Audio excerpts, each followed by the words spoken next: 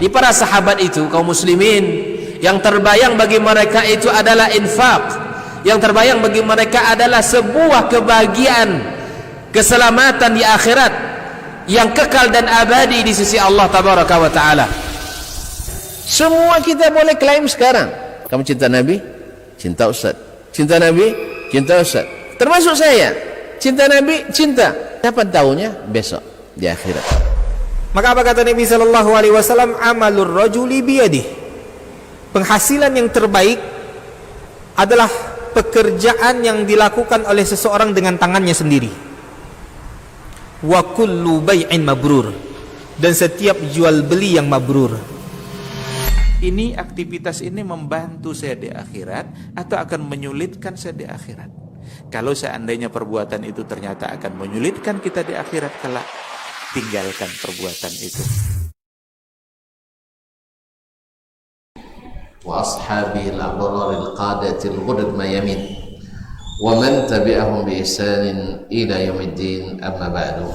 Ma'asyar muslimin, ma'asyar muslimat, al-hadirin wal hadirat wal musyahidin wal musyahidat, bapak dan ibu-ibu, kaum muslimin dan muslimat, jemaah Masjid Ibnu Mas'ud radhiyallahu anhu ataupun yang menyaksikan dimanapun berada. Alhamdulillah, kembali Allah mengizinkan kita melanjutkan kaji bersama kitab Ushulul Iman fi Dhaw'il Kitabi was Sunnah. Kita sampai pada pembahasan tentang metode ahli sunnah wal jamaah dalam babul asma'i was sifat. Kalau masih lupa diingatkan ya. Yang pertama adalah at-tanzih at-tam, yaitu menyucikan Allah Azza wa Jalla dari menyerupakan sifatnya dengan sifat makhluk. Yang kedua, beriman secara total, secara mutlak kepada apa yang datang dari Allah dan Rasulnya tentang sifat-sifat dan nama-nama Allah tabaraka ta'ala. Yang ketiga adalah tidak berharap untuk mendapatkan tentang atau pengetahuan tentang kaifiyat sifat Allah tabaraka ta'ala. Nah, apa dalil-dalilnya? Kita sudah disebutkan oleh para penulis kemarin tentang yang pertama, bahwasanya mencucikan Allah dari menyerupai sifat makhluk, laisa kamitslihi syai'un.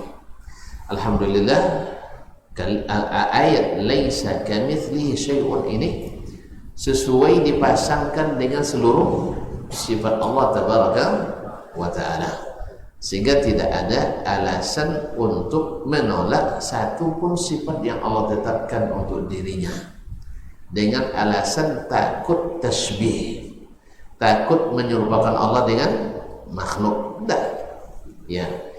Sebagaimana kita menyebutkan Allah SWT mengatakan wa huwas sami'ul basir, Allah maha mendengar lagi maha melihat.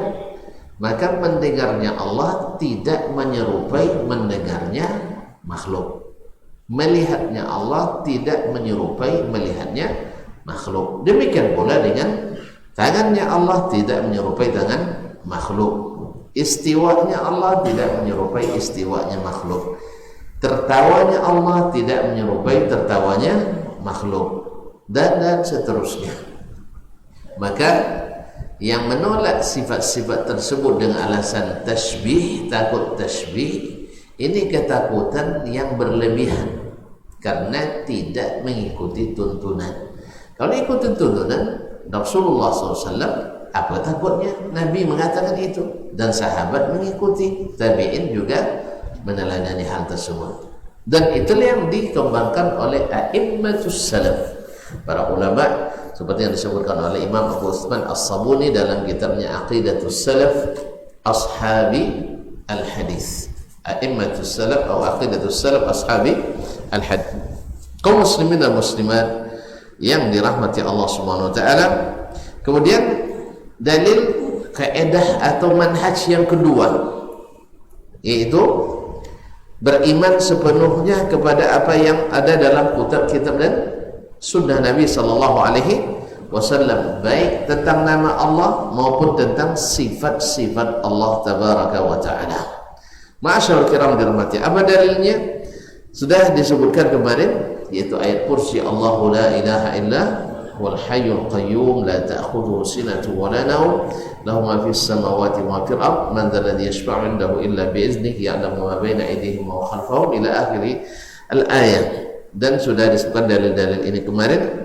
Adapun dalil tentang tidak ada harapan untuk meliputi bagaimana cara atau kaifiat sifat itu, dalilnya adalah la tudrikul absar wa huwa yudriku al absar. Kemudian ayat dalam surat Taha ayat 110, ya'lamu ma baina aydihim wa khalfahum wa la yuhituna bihi ilma. Mereka tidak bisa meliputi Allah dengan ilmu. Baik, sekarang masuk pada al-mabhatsu ats-tsani, pembahasan kedua, amthilatun tatbiqiyah li itsbatil asma'i was sifat fi dhaw'il kitabi was sunnah. Sekarang aplikasi terhadap contoh atau contoh-contoh aplikatif dalam menetapkan nama-nama dan sifat-sifat Allah di bawah cahaya Al-Quran dan Sunnah. Jadi kalau dibaca Al-Quran Sunnah terang benderang saya, tidak usah takut padam. Kalau di bawah cahaya PLN bisa padam. Ini cahaya Al-Quran dan Sunnah Nabi alaihi salatu wassalam. Qala al-muallifun, berkata para penulis rahimahumullah wa hafizahumullah, dalal kitab was sunnatu ala itsbatil asma'i was sifat li Rabbi azza wa jalla في مواطن كثيرة من أوجه متعددة وفي سياقات متنوعة. Al-Quran dan Sunnah menunjukkan bagaimana menetapkan al-asma'i was sifat, yaitu menetapkan nama-nama dan sifat-sifat Allah li Rabbi azza wa jal, bagi Allah azza wa jal, fi mawatina kathiratin, dalam banyak tempat di dalam Al-Quran bukan dalam Sunnah Nabi alaihi salatu wassalam, min awjuhin muta'addidah, dari berbagai aspek, wa fi siyaqatin mutanawwi'ah, dan redaksi yang bermacam-macam, dengan di banyak tempat, kemudian dari berbagai aspek dan arah, kemudian dengan menggunakan berbagai redaksi yang bermacam-macam. Wal asma' was sifatu tsabitatu bil kitab was sunnati katsiratu jiddan. Nama-nama dan sifat-sifat yang sabit dengan Al-Quran dan Sunnah. Ini bukan dengan pikiran dan logika, dengan Al-Quran dan Sunnah. Karena pikiran sempit, makanya tidak banyak yang masuk. Kalau Al-Quran Sunnah lapang, sehingga banyak yang masuk. Ma'asyarul kiram dirahmati Allah, kathiratun jiddah, banyak sekali, tidak terbatasi, tidak dibatasi, tidak dengan 7, tidak dengan 1, tidak dengan 20, tidak dengan 40 atau 50. Dawanat fiha al-kutub wal musannafat. Untuk itu banyak dicatatkan kitab-kitab atau dituliskan kitab-kitab dan tulisan-tulisan. Wa'adda ahlul ilmil katsira minha. Sebagian ulama menyebutkan bilangannya di antaranya. Wa nazkur huna ta'ifatan minha ala sabilit tamtsili lal hasr. Di sini kita sebutkan sekedar contoh saja, tidak disebutkan semuanya, sekedar contoh. Nah, karena sifat Allah itu sangat banyak, dan contoh ini menjadi menjadi bukti bahwa sifat Allah tidak terbatas, dan bahwanya sifat Allah wajib kita imani dan kita tetapkan seperti yang Dia tetapkan. Famin asma'illahi ta'ala, maka di antara nama-nama Allah Al-Hayyul Qayyum, Seperti Allahu la ilaha illa huwal hayyul qayyum. Al-hayyu maknanya yang maha hidup.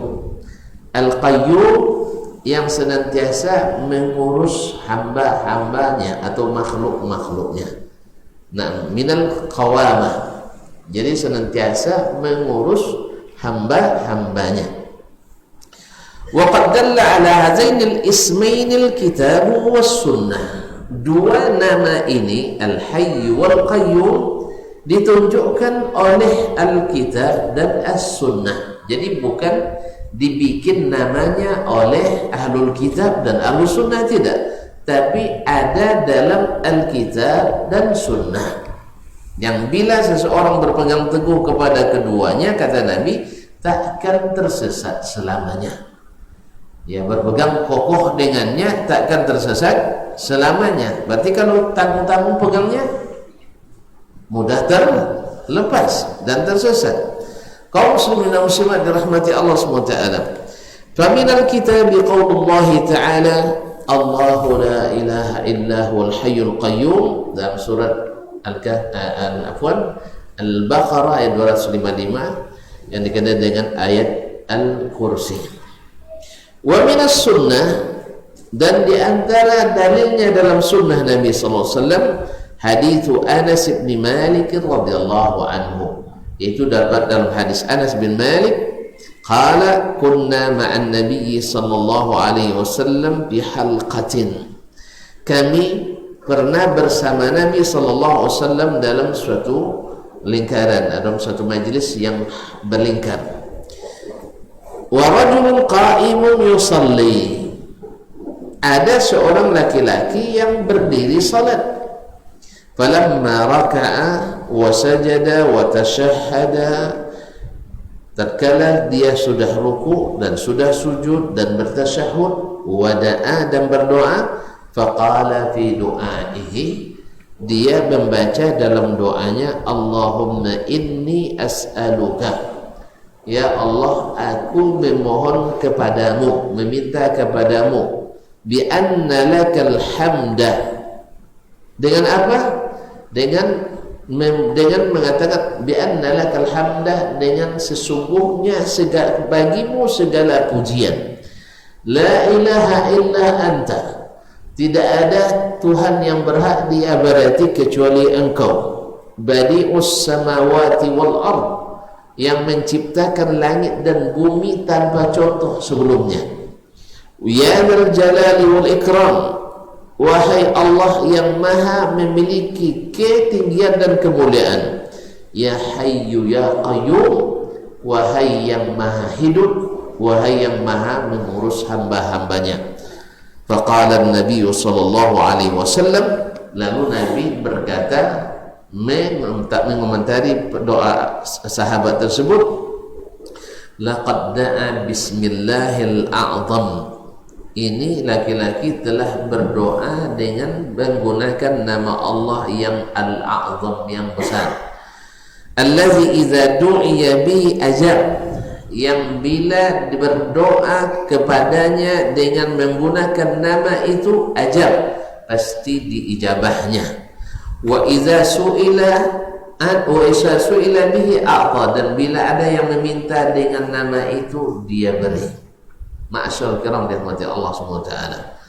Jadi di situ Nabi alaihissalam menyebutkan di antara nama Allah adalah Hayyu, Al-Hayyu Al-Qayyum, Al-Hayyu Al-Qayyum. Jelas ya? Jadi Nabi mengatakan itu nama Allah yang Al-A'zam. Al-Hamid, di antara nama Allah pula adalah Al-Hamid. Wa qad dalla alaihi qaulullah azza wa jalla, sifat ini sudah ditunjukkan oleh firman Allah azza wa jalla, wa'lamu annallaha ghaniyyun hamid, wa'lamu annallaha ghaniyyun hamid, dalam surat Al-Baqarah 267. Dan ketahuilah bahwasanya Allah maha kaya, maha terpuji.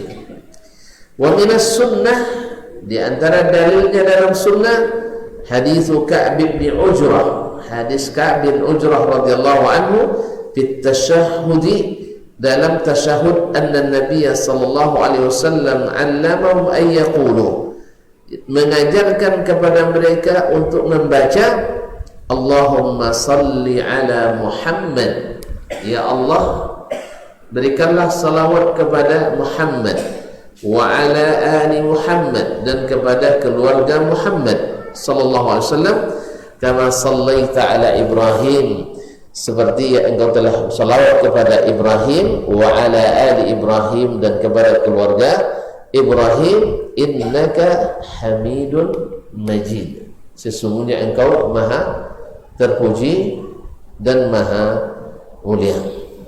Maha terpuji dan maha mulia. Jadi di antara namanya di sini adalah Al-Hamid. Disebutkan keduanya dalam Al-Quran dan Sunnah Nabi alaihi salatu wassalam. Kemudian para penulis rahimahullah menyebutkan Ar-Rahman Ar-Rahim. Ar-Rahman War-Rahim. Di antara nama Allah adalah Ar-Rahman dan Ar-Rahim. Wa qad dalla alaihi ma qaulullah ta'ala, telah menjadi dalil untuk nama itu firman Allah tabaraka wa taala, alhamdulillahi rabbil alamin ar-rahmanir rahim, segala puji bagi Allah pemilik semesta alam, ar-rahman yang maha pengasih, ar-rahim yang maha penyayang. Al-Fatihah ayat 2 dan 3. Wa minas sunnah, dan dalam sunnah, di antara dalilnya dalam sunnah, anna amara Nabi sallallahu alaihi wasallam katibahu yaumal Hudaybiyah, Nabi memerintahkan kepada penulisnya pada waktu perjanjian Hudaybiyah, inda kitabatis sulhi bainahu wa bainal musyrikin, di saat menuliskan perjanjian damai antara beliau dengan orang-orang musyrikin, ayyaktuba, untuk menuliskan Bismillahirrahmanirrahim, Bismillahirrahmanirrahim, dengan menyebut nama Allah yang maha pengasih maha penyayang. Berarti nama ini tersebut dalam Al-Quran dan tersebut dalam As-Sunnah. Maka kita sebut di antara nama Allah adalah Ar-Rahman dan Ar-Rahim. Kemudian Al-Halim. Al-Halim, apa makna Al-Halim? Maha lembut dan santun. Wa daliluhu min al-Qur'an, dalilnya dalam Al-Qur'an qauluhu ta'ala innahu kana haliman ghafura, sesungguhnya Allah itu maha santun dan maha pengampun. Fatir 41. Wa minas sunnah, dan di antara dalilnya dalam sunnah Nabi sallallahu alaihi wasallam hadis Ibnu Abbas, hadis riwayat Ibnu Abbas radhiyallahu anhuma, anna Rasulullah sallallahu alaihi wasallam, bahwa Rasulullah sallallahu alaihi wasallam kana yaqulu indal karb, beliau berkata ketika mengalami al-karb, kesulitan, la ilaha illallah al-azimul halim, la ilaha illallah al-azim al-halim, tidak ada Tuhan yang berhak diibadati kecuali Allah yang maha besar dan maha santun. Hadis riwayat Imam Al-Bukhari dan Muslim. Ini contoh-contoh aplikasi daripada nama-nama Allah yang tersebut dalam Al-Quran Sunnah. Karena manhaj Al-Sunnah menetapkan nama dan sifat dari Al-Quran dan Sunnah, bukan dengan logika, akal, atau dengan perasaan, tidak. Jadi nama Allah itu mesti dari Allah sendiri, sifatnya mesti dari Allah sendiri. Ma'asyar kiram dirahmati Allah. Wa min sifatillah, dan di antara sifat-sifat Allah tadi nama-namanya al-qudrah, yaitu kudrat. Nah, apa kudrat? Apa ini kan kudrat, iradat. Nah, yaitu kudrat. Wa hiya sifatun zatiyatun lillahi ta'ala. Ini sifat yang melekat atau sifat zatnya Allah tabaraka wa ta'ala. Thabitatun bil kitabi was sunnah, yang sabit tetap dengan Al-Quran dan Sunnah. Wa makna zatiyah ay mulazimah li zatillah la tanfakku anhu subhanah.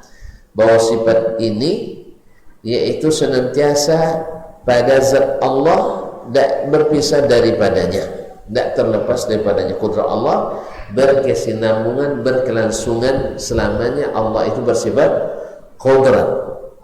Qala ta'ala innallaha ala kulli syai'in qadir. Sesungguhnya Allah maha kuasa atas segala sesuatu. Al-Baqarah 20. Wa minas sunnah, di antara dalilnya dalam sunnah Nabi SAW, hadits Uthman ibn Abil As radhiyallahu anhu annahu syaka ila Nabi SAW.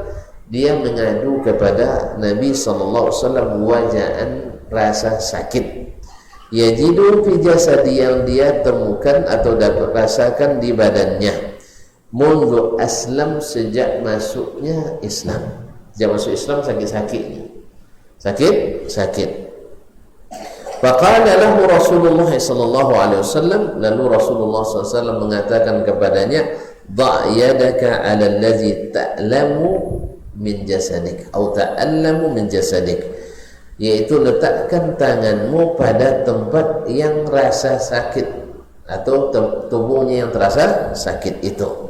Wa qul, dan katakan bismillahi thalathan, katakan bismillah sebanyak 3 kali. Bismillah, bismillah, bismillah.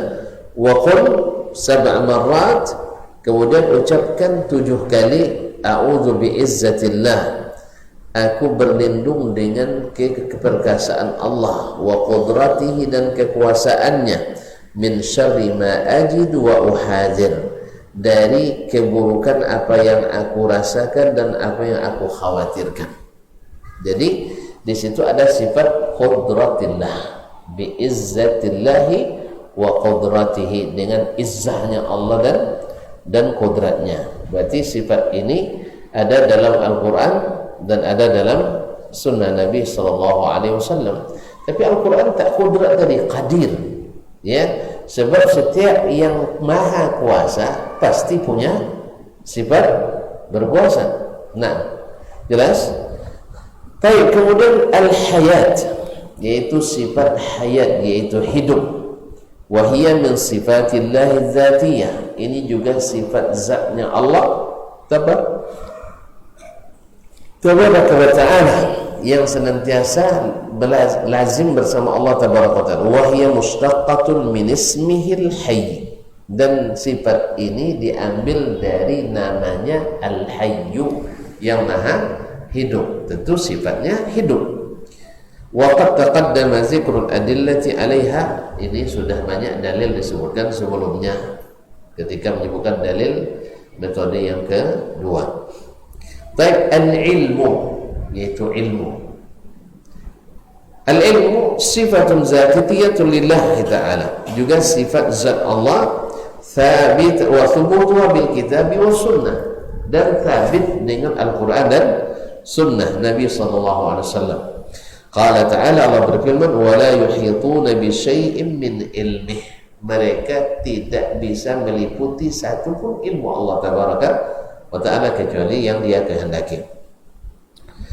Al-Baqarah 255. Wa minas sunnati, dan dalam sunnah di antara dalilnya hadits Jabir bin Abdullah, hadis diriwayatkan oleh Jabir bin Abdullah Al-Ansari radhiyallahu anhu an Abi anna Nabiy sallallahu alaihi wasallam kana yu'allimuhu, bahwa Nabi sallallahu alaihi wasallam sering mengajarkan kepada mereka ayyaqulu bil istikharah, mengucapkan dalam doanya, dalam istikharah, Allahumma inni astakhiruka bi ilmik, ya Allah, aku mohon dipilihkan dengan ilmumu. Nanti ada ilmu Allah tabaraka, wa astaqdiruka bi qudratik, dan aku mohon diberikan kuasa dengan kekuasaanmu. Yang selanjutnya al-iradah, yaitu berkehendak. Jadi sifat Allah diantaranya adalah berkehendak. Wahiyya sifatun fi'liyatun thabitatun bil kitabi was sunnah, dia adalah sifat fi'liyah, sifat yang berkaitan dengan perbuatan Allah. Kalau tadi sifat yang berkaitan dengan zatnya, ini sifat yang berkaitan dengan perbuatan Allah tabaraka wa ta'ala. Thabitatun bil kitab wa sunnah, juga sabit dengan Al-Quran dan sunnah. Wassifatul fi'liyah hiyal muta'alliqah bimasyiatillah. Sifat-sifat fi'liyah, perbuatan Allah yang berkaitan dengan masyiatullah, kehendak Allah, wa qudratihi, dan kekuasaannya. Insya'a fa'alaha, bila dia berkehendak dia lakukan. Wa insya'a lam yaf'alha, kalau dia tidak berkehendak dia tidak lakukan. Qala ta'ala faman yuridillahu ay yahdiyahu yashrah sadrahu lil Islam. Siapa yang Allah inginkan, yurid, arada yuridu iradatan.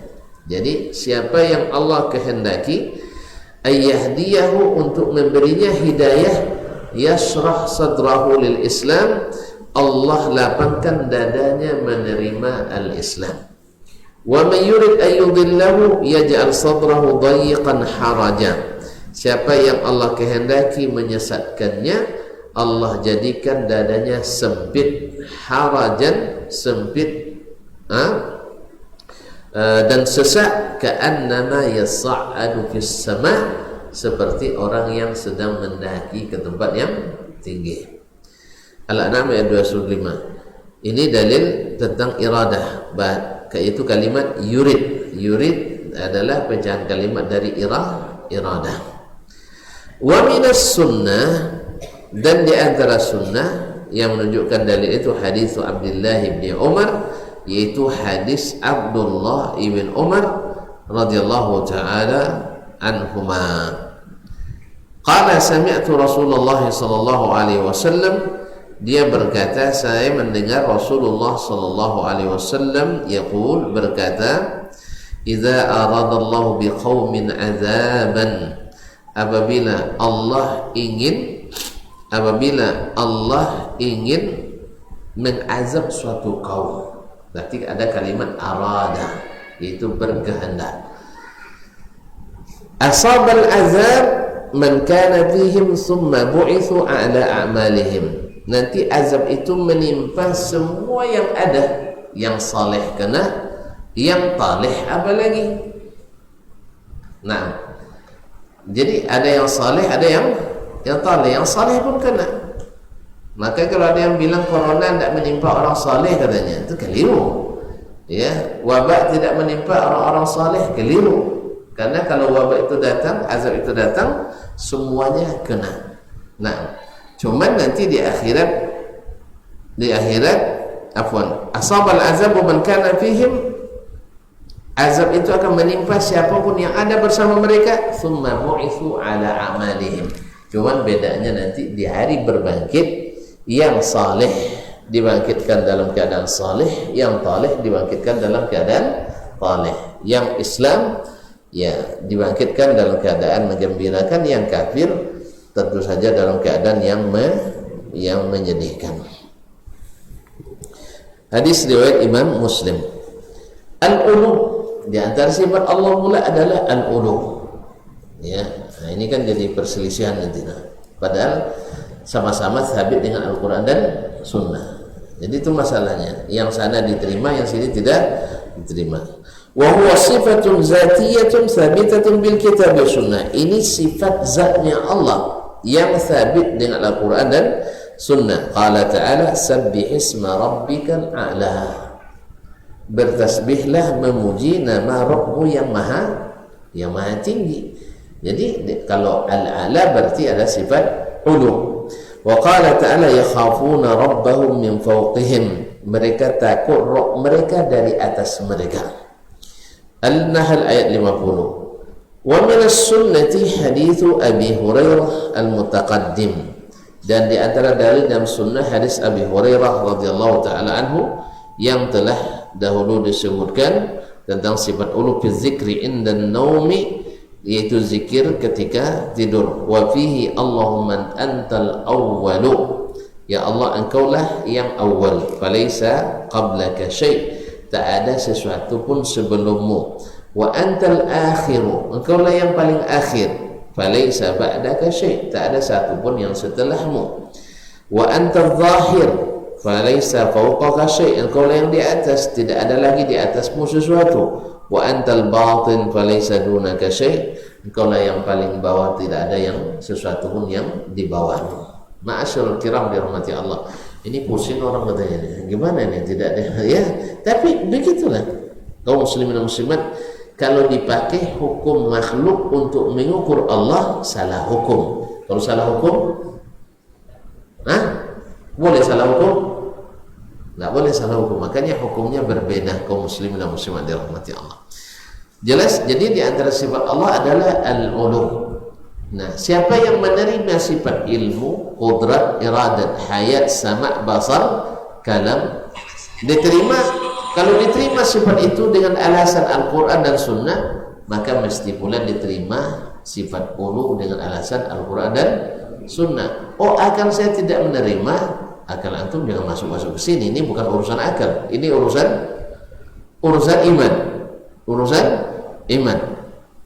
Maka kaum muslimin dan muslimat dirahmati Allah, memang rusaknya sesuatu dalam agama ini karena terlalu memainkan akal di dalamnya. Sampai hukum syar'i pun rusak gara-gara akal tadi. Ya, misalnya kalau sudah masuk hukum fikih, misalnya kambing wajib zakat berapa ekor? Tidak tahu. 40. Baik. Kalau sapi? Tidak tahu. 25. Baik. Jauh ya. 25 ekor sapi berapa harganya? Pak aja metong ya. Bapak gua buaya 10 juta, lalu 250 juta. Ya 250 juta. Kambing 40 ekor berapa harganya? 20 sejuta kambing siku. Mana ada? 2 juta, 2 juta saya coba ya. 2 juta 80. Berarti tidak adil katanya. 20 juta, ini 80 juta sudah wajib zakat. Ini 250 juta baru wajib zakat. Oleh sebab itu dikonversikan saja. Hukumnya dengan rupiah saja dihitung, sehingga bila sampai nisabnya 80, yang punya sapi wajib juga zakat. Siapa yang bilang itu? Akal tadi. Benar apa salah? Keliru, pasti. Karena yang mewajibkan itu yang maha menciptakan akal. Dituliskannya kepada yang maha, kepada yang sangat menggunakan akal, yaitu Nabi Muhammad SAW. Tapi pikiran ini tidak masuk syariatnya, maka kita katakan akal ini sudah merusak hukum fikih. Demikian juga dalam akidah. Ketika qudrat iradat diterima karena ada dalilnya Al-Quran dan Sunnah, tapi tidak masuk di akal saya, berarti akal antum sudah merusak. Ulang dia, benong dia. Tadi dengan alasan akal tadi kan nisab mesti disamakan, mesti disamakan dengan mengkonversikan, dengan menilai harganya. Ya, jelas? Jadi kalau yang punya kambing 80 juta dan mesti berzakat, maka kita rubah sekarang yang punya sapi dan kerbau dengan nilai 80 juta wajib berzakat. Kalau 80 juta berikunya 8 iku tadi mah lupa tuan-tuan. Cakup itu kalau 10 ribu 8 iku. Akhirnya kita merubah syariat gara-gara memperturutkan akal. Paham? Nah, sekarang ke akidah. Kita, Allah Subhanahu wa taala menyebutkan bahwa di antara sifat saya adalah istiwa. Di antara sifat saya adalah al-ulu. Lalu antum katakan ini tidak sesuai dengan pikiran. Berarti antum sudah merusak akidah dengan pikiran. Jelas? Tadi merusak syariat dengan akal, ini merusak keyakinan dengan akal. Mana yang lebih bagus? Mana yang bagus di antara keduanya? Yang merusak hukum syariat dengan akal, dengan mereka yang merusak hukum akidah dengan akal. Mana yang lebih hebat?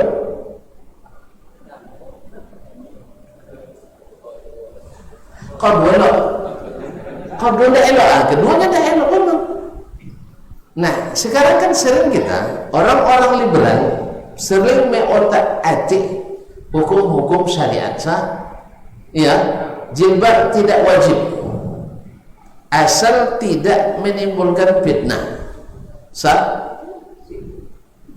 Tak pernah nanggung? Tak pernah nanggung. Lain, ulang dia. Sekarang ada seorang misalnya profesor mengatakan jilbab tidak wajib. Apa dalilnya? Akal. Sah? Kalau merujuk Al-Quran Sunnah, ada tak wanita sahabat yang tidak berjilbab? Ada tak? Tidak ada. Maka ijma' ulama mewajibkan jilbab bagi wanita. Laki-laki? Tayyib. Dah. Sekarang bila ada ahli atau pemikir yang liberal ingin menghapus hijab, kira-kira ulama-ulama kita murka atau tidak? Marah apa tidak? Kenapa marah? Karena merubah hukum fikih syariat yang wajib. Baik, sekarang ketika hukum akidah dirubah dengan hal yang sama dengan akal, marah enggak mereka? Seharusnya lebih marah lagi, karena merubah akidah dengan enggak akal lebih dahsyat akibatnya dari merubah hukum syariat dengan akal. Allah katakan dia bersifat ini, lalu karena akal merubahnya, Allah tak boleh bersifat itu. Mana lebih parah, mengingkari akidah daripada mengingkari ibadah? Lebih parah merubah akidah daripada merubah ibadah. Di sini meletaknya kenapa ulama-ulama as-salaf sangat keras terhadap penyimpangan akidah. Bukan berarti mereka tidak keras sama penyimpangan ibadah, tidak, tapi akidah lebih. Sebab apa? Berkaitan dengan zat Allah dan sifatnya. Jolai Ustaz, paham? Saya jalan ke lepas. Kalau ada orang sekarang dengan alasan misalnya sholat itu cukup dengan heling atau apa namanya, heling saja, ya, dengan tahu heling apa namanya, dengan iya dengan cukup dengan zikir saja, tidak perlu istiqbalul kiblah, hadap kiblat, tidak perlu apa lagi? Pokoknya tidak perlu pergerakan-gerakan ini, cukup dengan aqimus salat dan zikri. Sudah ingat Allah, sudah salat. Antum marah enggak? Marah ya? Kenapa? Berubah-ubah. Kenapa dirubah? Sebab ini ijma' ulama bahwa salat mesti subuh 2 rakaat, mesti rukuk, sujud dan seterusnya. Ya kan? Marah kan? Nah, sekarang sudah ijma' ulama di masa sahabat bahwa ini sifat Allah. Al-Quran ini sifat Allah. Terus antum menolaknya. Kenapa antum tidak marah? Antum tidak marah karena antum yang rubah. Itu masalahnya. Seharusnya kita lebih murka orang yang merubah-rubah akidah keyakinan umat daripada orang yang merubah-rubah ibadah umat. Jelas? Jelas? Jelas? Baik. Orang yang menghalalkan LGBT atau LGBT lah, yang jalan tak tahu atau apa-apanya, uang yang mengubah jenis kelaminnya dari laki-laki jadi perempuan, perempuan jadi laki-laki, diharamkan oleh ulama anda? Haram, karena merubah ciptaan Allah. Nah, sekarang orang merubah sifat Allah, bukan makhluk dirubahnya, sifat Allah dirubahnya. Harusnya lebih marah, karena kesesatannya lebih parah. Lebih parah. Allah mengatakan begini, lalu kita tidak mengakui dan menerima. Oh, tapi kan ini tafsirnya. Tafsir itu di mana? Antum menafsirkan Al-Quran dalam hukum dengan Al-Quran sendiri dan hadis atau tidak? Hadis sama kan? Ini kok dipaling-palingkan maknanya. Oh, tidak sesuai dengan akal saya. Kalau sudah masuk tidak sesuai, berarti antum sama dengan dia tadi yang merubah hukum zakat tadi, karena tidak sesuai dengan akalnya. Ini antum menolak juga karena tidak sesuai akal. Sami mawon kata orang Jawa. Ya, sami sama. Dia merubah hukum syariat dengan akalnya karena menurutnya tidak sesuai. Antum merubah sifat-sifat Allah baik zatiyah maupun fi'liyahnya dengan alasan yang sama, tidak sesuai dengan akal. Jelas? Jelas tak? Berarti sama-sama merubah agama Allah. Oleh sebab itu maka ulama as-salaf sangat keras terhadap orang yang merubah-rubah keyakinan ini gara-gara tidak sesuai dengan akal. Pahamnya tak? Dia paham? Saya ulang balik banyak-banyak. Orang berubah-ubah rukun menikah. Rukun nikah berapa? Ayo. Belum nikah saya. Udah. Atau masa diulang balik lah. Maksudnya ulang kan 2 kali gitu. Ya semua tak apa rukun nikah, ulang lihat 1. Laki-laki, perempuan, saksi, wali, terus mahar. Masya Allah. Masih apa lebih bisa tidak? Nah, baik. Kalau ada yang memfatwakan, ya, menurut saya wali tak penting lagi hari ini, menurut akal saya. Sebab wanita-wanita sekarang sudah cerdas-cerdas. Ya kan? Dulu wanita tidak ada yang doktor, sekarang banyak wanita yang profesor. Sama lagi wali. Hah, gimana Pak Antum? Antum sebagai anggota MUI marah enggak? Kenapa marah? Karena urus syariat. Dengan apa dia rubah? Dengan akal, karena tidak masuknya akalnya lagi. Nah, antum juga harus seperti itu. Ketika ada yang merubah akidah karena tidak sesuai dengan akalnya, kenapa antum tidak marah? Padahal merubah akidah lebih parah daripada merubah ibadah. Lihat. Antum Masya Allah, kalau ada orang-orang yang menghalalkan zina, Masya Allah mencak-moncak, demo dan sebagainya. Ini merubah akidah tentang Allah, antumnya menjadi pelakunya. Allah musta'an. Dengan alasannya kan sama, mereka pakai alasan kan akal juga. Nggak masuk akal lagi sekarang syariat Islam untuk di Indonesia, konteks Indonesia nggak masuk akal katanya. Antum marah kan? Marah kan? Tahu. Kenapa antum untuk konteks Indonesia kalau tidak mazhab Asy'ari dah? Hah? Dari mana dapat? Dari akal juga. Sama. Harusnya tingkat kemarahan antum lebih tinggi karena merubah akidah dengan akal daripada merubah hukum fikih dengan akal. Ini yang normal ini. Ini yang normal. Karena merubah keyakinan membuat aliran dalam agama. Merubah hukum ibadah, nambah dan mengurangi sedikit, biasanya tidak merubah, tidak membentuk aliran. Mana yang lebih parah? Membuat aliran gara-gara khilaf dalam masalah itu dengan yang tidak menimbulkan aliran. Ayo.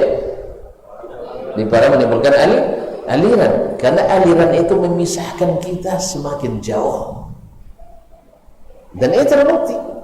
Ya, siapapun yang akan pasalnya untuk Indonesia, siapa yang fikirnya ndak Asy'ari, ndak Syafi'i, akidah ndak Asy'ari, bukan ahlus sunnah, berpisah jadinya. Padahal ada segitu betul Ustaz ya. Kan tak segitu kita. Kita kata ahlus sunnah itu yang menegakkan sunnah. Nah, kalau ada sunnah dia tegakkan, berarti dia ahlus sunnah di situ. Tapi kalau sunnah tinggalkan, berarti dia meninggalkan sunnah di bab itu. Iya kan? Jelas? Maka kita nanya, Asy'ari ahlus sunnah atau tidak? Secara mujmal, secara garis besar mereka ahlus sunnah, lebih dekat kepada daripada golongan lain. Tapi murni ahlus sunnah katakan tidak, sebab mereka banyak meninggalkan sunnah, khususnya dalam bab akidah. Ibadah aja banyak meninggalkan sunnah, karena akidah juga banyak meninggalkan sunnah. Ya, kalau enggak, ya kita tanyakan, Allah ada di mana-mana misalnya, mana sunnahnya? Enggak ada. Kemudian antum keyakinan Allah ada tanpa tempat, mana sunnahnya? Enggak ada. Kalau kita kan enggak, Allah di atas, mana sunnahnya? Nih sunnahnya. Ya kan? Allahumma anta adh-dhahru laisa fawqaka syai'. Jelas? Jelas ya? Allah istawa, mana sunnahnya? Ada. Kalau ini ditanya sunnahnya mana? Ya sunnah tidak bisa dipahami cuma itu juga jinnya. Kecelawan tidak lah cuma itu dulu kan? Awak lah cuma itu dulu kan? Kan awak lah cuma itu juga. Nah, kaum muslimin dan muslimat dirahmati Allah SWT. Jelas? Kita ada buat kaji nampak ya. Jadi kan kita terbalik, maksiat masya Allah kita mengingkari maksiat, subhanallah, dan itu bagus gitu, mengingkari maksiat yang keras bagus. Tapi lupa bahwa maksiat mengada-ngada dalam agama itu lebih berat daripada maksiat yang melanggar larangan Allah Taala, lebih parah. Narkoba wajib dicegah, wajib diperangi. Miras mesti harus bukan dikurangi, harus dibasmi habis itu ke akar-akarnya. Judi harus dihilangkan, zina wajib dijauhkan. Ya sih? Bagus itu. Cuma penyelenggaraan akidah yang menyebabkan kita berpecah belah wajib juga lebih wajib dihindari. Jelas? Karena ujung semuanya dengan ini semuanya, yang merubah syariat dengan akalnya, yang merubah muamalat dengan akalnya, semua dengan logika. Makanya kalau antum tidak mau menerima orang merubah hukum fikih dengan logika, kita seharusnya juga tidak mau menerima orang merubah akidah dengan logika. Jelas tak? Kalau jelas sudah kita azan dulu akhirat. Nah,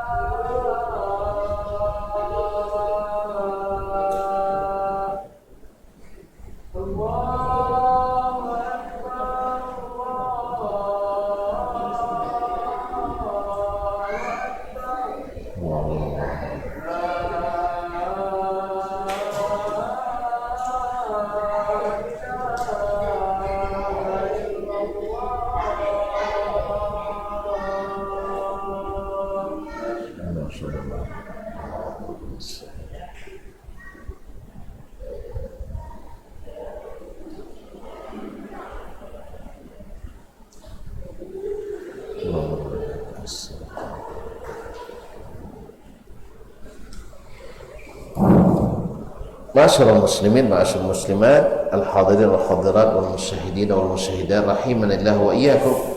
Kemudian para penulis melanjutkan di antara sifat yang Allah sebutkan adalah al-istiwa. Wa huwa sifatun fi'liyah. ini sifat fi'liyahnya Allah SWT, yaitu perbuatan Allah Taala, sabitatun bil kitab sunnah, juga sabit dalam Al-Quran dan Sunnah. Kalau nonton rubah ini jangan pakai akal, pakai Al-Quran Sunnah juga, supaya akidahnya akidah ahli sunnah. Kalau pakai akal itu namanya akidah ahlul aqli wal fikri. Tidak betul gak ahlus sunnah. Ahlus sunnah pakai sunnah, karena ahlus sunnah itu dia, kenapa sebut ahlus sunnah? Karena pakai sunnah. Antum tidak pakai akal. Oh, berarti ahlus sunnah tidak berakal. Antum keliru lah, akhi.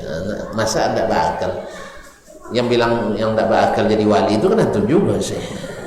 Kita kalau kita yang berakal, syarat awal itu harus berakal, bukan tidak berakal.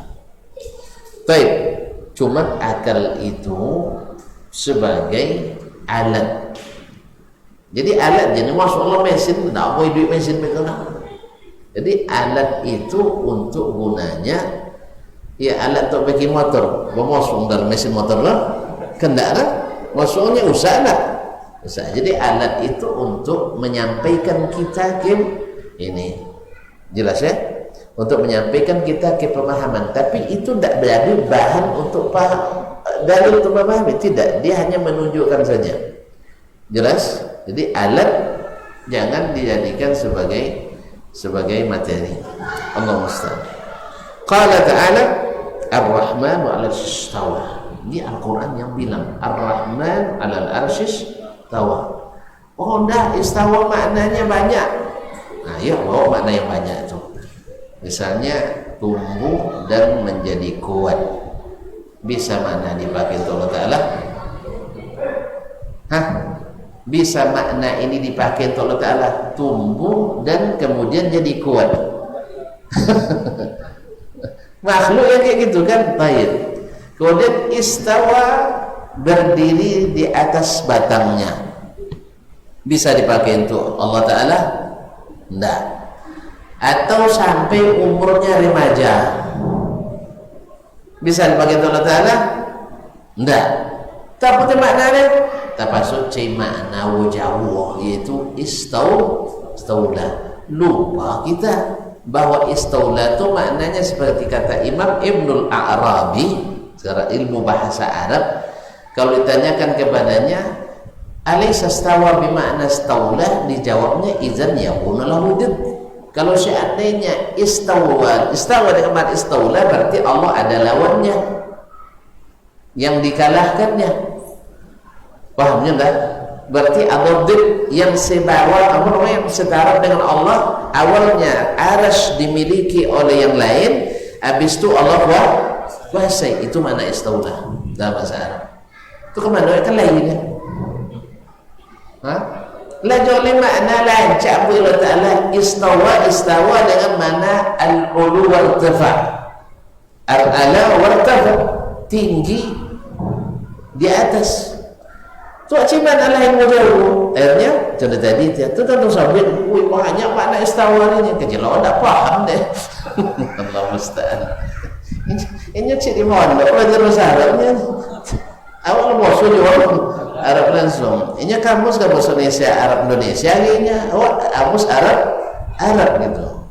Dicoba mau juji, Allah musta'an kamus. Itu kan lucu kan manusia. Jadi tidak diukur badan setinggi, bayang-bayang setinggi badan. Terlalu tinggi notoga, Allah musta'an.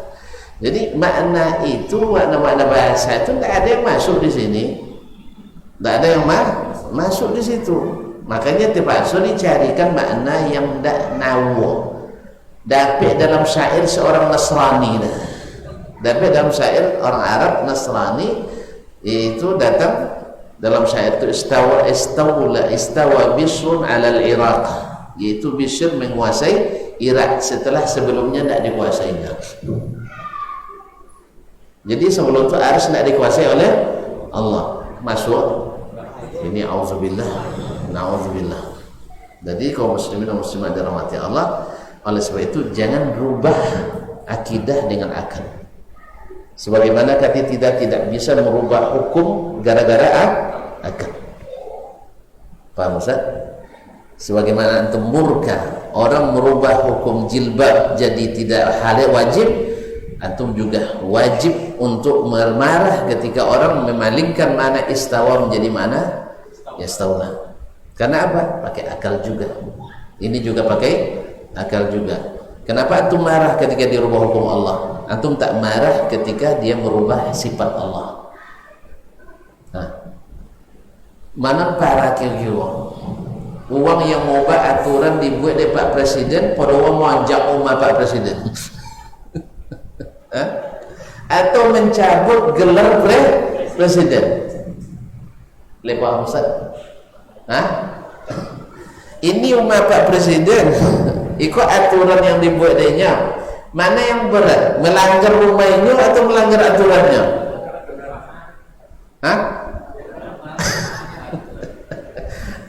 Aji macam buat aturan nanti di wilayah saja tu buat aturan dilanggar rumah aturan di masyarakat bongi kan? Coba dilanggar rumah awak di mana awak menuai bongi. Apalagi dia awak dilanggarnya. Awak wali desa dicabui gelar wali desa. Paham tak? Makanya penyimpangan di akidah ini berat, lebih berat daripada menyimpangkan hukum-hukum syar'i. Kalau ada orang bikin sholat sunat subuh 4 rakaat, marah tak antum? Marah. Apa sebab? Merubah. Dia merubah dengan apa tadi? Akalnya, dengan perasaannya. Menurut perasaan saya tidak sesuai. Rasa-rasanya tidak sesuai. Dirubahnya, antum marah. Sekarang ketika antum mengatakan istawa, rasa-rasanya tidak mungkin. Antum berubah menjadi istawla, berarti antum lebih patut dimarahi. Cuman antum jangan terlalu marah lah. Karena banyak yang belum memahami dengan benar masalah ini. Jadi gara-gara mengikuti logika yang tidak sehat, natijahnya tidak sehat. Ahlus sunnah itu pakai sunnah. Ahlus sunnah itu pakai Al-Quran, sunnah bukan pakai logika. Tapi jangan paham pula bahwa ahlus sunnah tidak menggunakan logika. Tidak, tapi logikanya sehat. Itu aja. Kita menggunakan logika yang sehat. Makanya kita marah orang berubah fikih, marah kita orang berubah akhlak, marah orang berubah ini dan itu, tapi lebih marah merubah akidah yang telah ditentukan oleh Allah dan Rasulnya Sallallahu Alaihi Wasallam. Jelas? Lepas. Terus ulang konyol le. Nyong salah tonton ngaji akidah ke bawah ya kan. Ini tadilah. Kalau ada menyimpang membuat alirannya, aliran dalam akidah.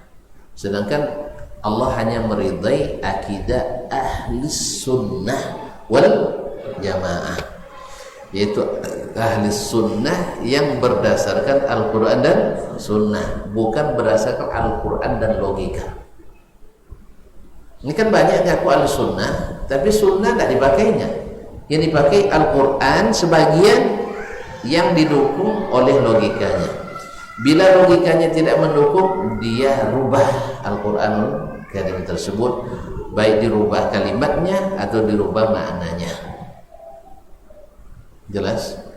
Tentu tidak boleh marah nampaknya, tapi tidak boleh membabi buta ya. Tidak boleh membabi buta. Kita doakan mudah-mudahan masuk ini ke dalam dada-dada kaum muslimin. Karena Allah, siapa yang Allah inginkan bagi hidayah, dia lapangkan dadanya menerima Islam yang diajarkan Allah dan Rasul, bukan yang ditemukan oleh orang yang hidup di abad ketiga atau abad keempat. Gitu. Kan ini yang diajarkan Nabi dulu, Al-Quran, hadis. Itu yang diajarkan Nabi kan.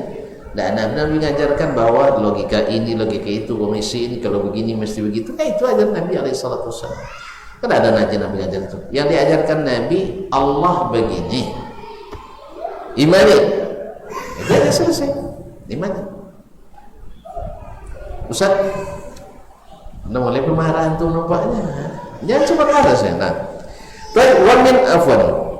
Wa an Qatadah, dan diriwayatkan dari Qatadah ibn Nu'man. Ini sunnahnya. Radhiyallahu taala anhu qala, sami'tu Rasulullah sallallahu alaihi wasallam yaqul, saya mendengar Rasulullah sallallahu alaihi wasallam bersabda, lamma faradallahu min khalqihi istawa ala arsyih. Tatkala Allah selesai menciptakan makhluknya, Allah istiwa di atas arasy-Nya. Berarti antara Quran dan Sunnah klop sesuai, ya tak? Nah, thumma istawa ila as-sama' fasawwahunna sab'a samawat. Nah, wa makna al-istiwa fi lughatil Arab, dan makna istiwa dalam bahasa Arab, ya bahasa Arab, maksudnya yang sesuai untuk kalimat ini, bukan untuk mana tumbuhan, bukan untuk mana manusia berkembang dari satu fase ke fase yang lain. Ini tidak masuk makna ini. Kita bicara tentang konteks makna istawa, ar-Rahman 'alal arsy istawa. Bukan bicara tentang tumbuhnya biji-bijian lalu menjadi batang yang lemas kemudian jadi tumbuh jadi kuat. Istawa lasuk, bukan itu. Atau bukan makna istawa buat jalan beraspal dui lah licin, bukan itu maknanya. Jelas ya, istawanya makna kemudian bukan pula dengan makna jika dari kenek menjadi remaja lah kuat, itu istawanya bukan itu makna. Karena itu tidak mungkin dipasangkan dalam sifat Allah Tabaraka wa Ta'ala. Tapi mana nyanyi ada abid, maksud itu tidak masuk orang. Yang penting asalnya dijawab, asalnya didebat. Karena yang hebat itu yang suka mendebat walaupun tidak paham apa yang didebat. Allah musta'an.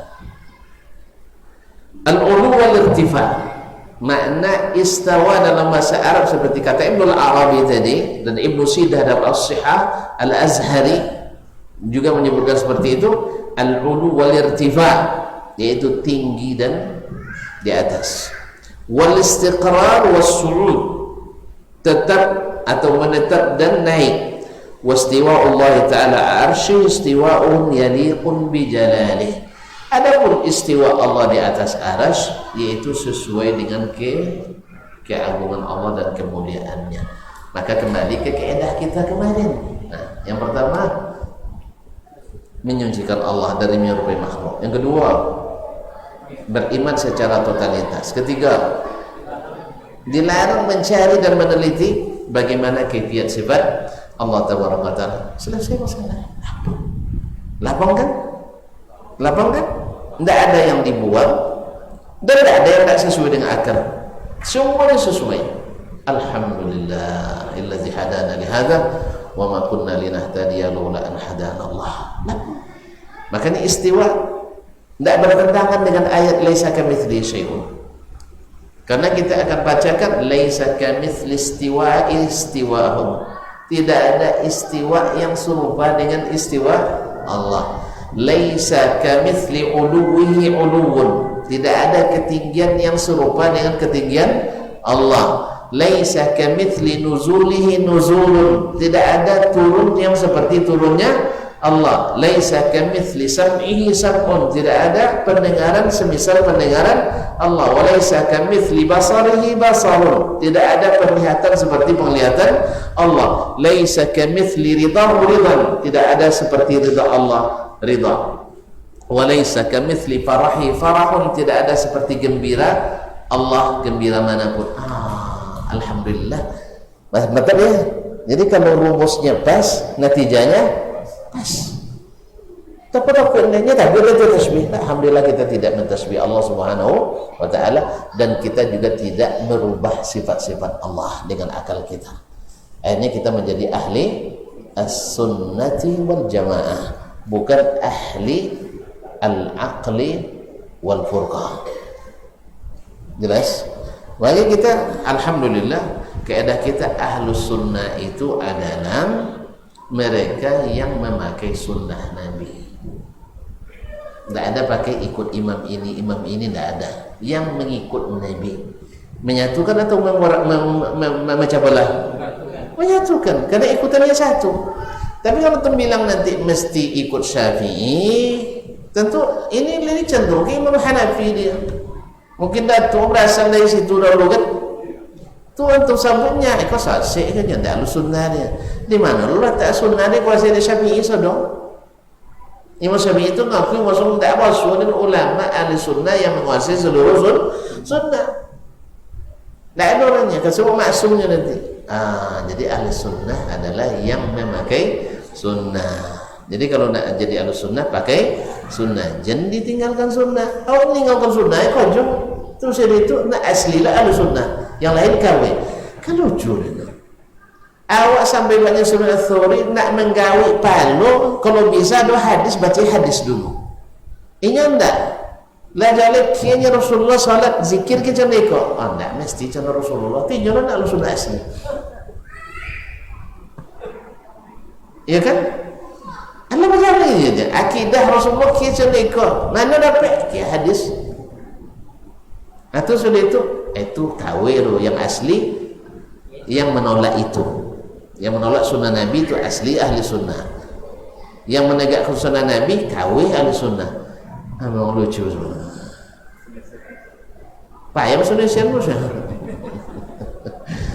yang menegakkan sunnah dari yang sekecil-kecilnya sampai yang sebesar-besarnya, dari yang yang sedetil-detilnya sampai ke yang seluas-luasnya, dari yang serendah-rendahnya sampai yang setinggi-tingginya, dari sampai berakhlak, dari sampai cara ini dan itu dalam kehidupan, sampai ke akidah dianggap tidak ahli sunnah.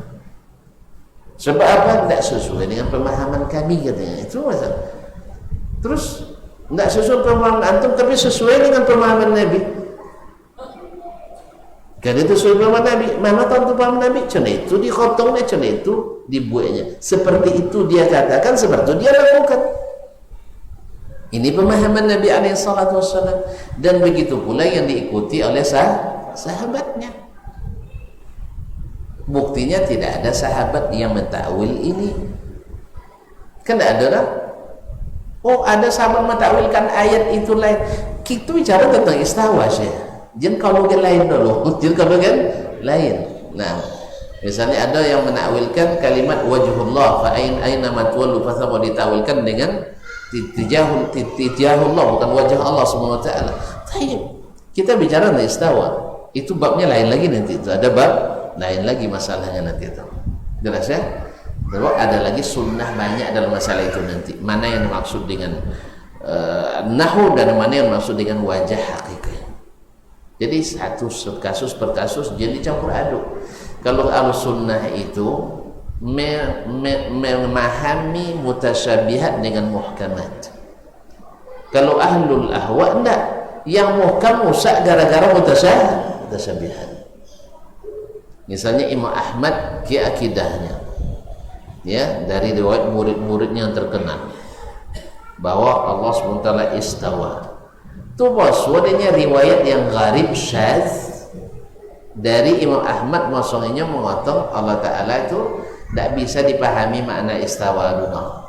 Tafwid. Anan nancak nan masyhur Imam Ahmad tu kala toge deh riwayat yang tidak sahih tadi. Kalau kita enggak, yang mengganjil tinggi dan masyhur kita pakai. Jelas tuh. Misalnya masyhur dari Imam Malik bahwasanya dia mengharapkan musik. Nah, tiba-tiba tabasulun pikir manola masuk Imam Malik ahli main biola. Itu jadi dalil.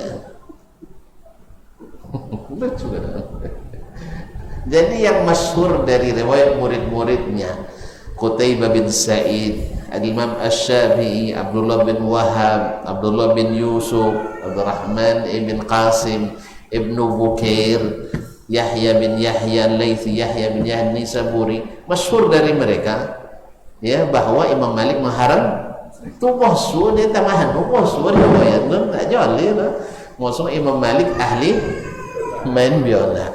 Imam Malik tukang main biola di karaoke Madinah dulu.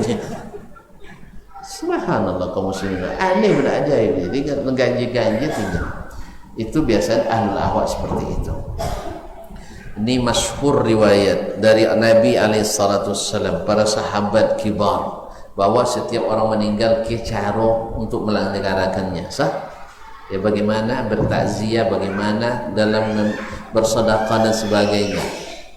Itu masyhur semuanya kan?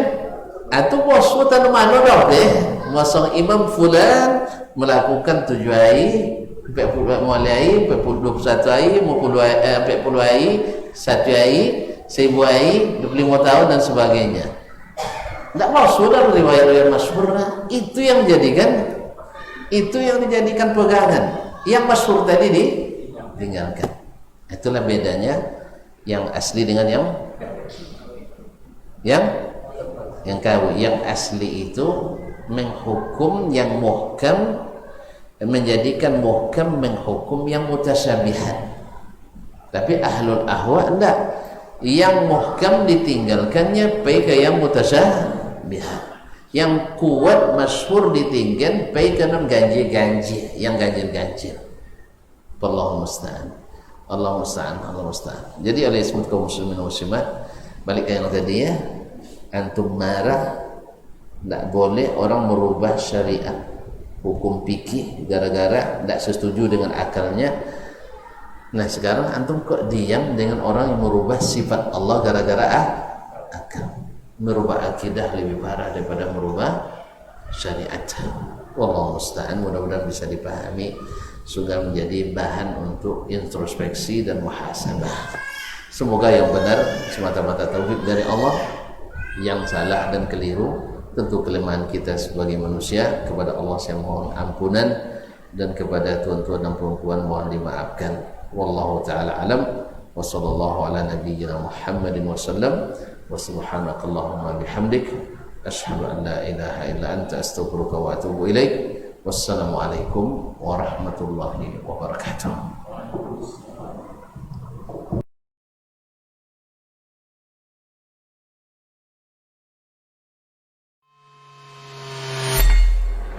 Di para sahabat itu, kaum muslimin, yang terbayang bagi mereka itu adalah infak.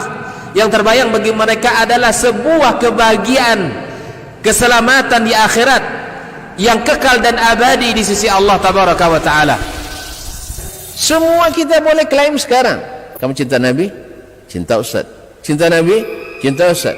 Termasuk saya. Cinta Nabi? Cinta. Kapan tahunya? Besok di akhirat. Maka apa kata Nabi sallallahu alaihi wasallam? Amalur rajuli biyadihi.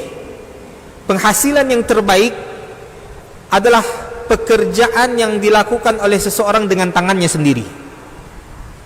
Wa kullu bai'in mabrur. Dan setiap jual beli yang mabrur. Ini aktivitas ini membantu saya di akhirat atau akan menyulitkan saya di akhirat. Kalau seandainya perbuatan itu ternyata akan menyulitkan kita di akhirat kelak, tinggalkan perbuatan itu.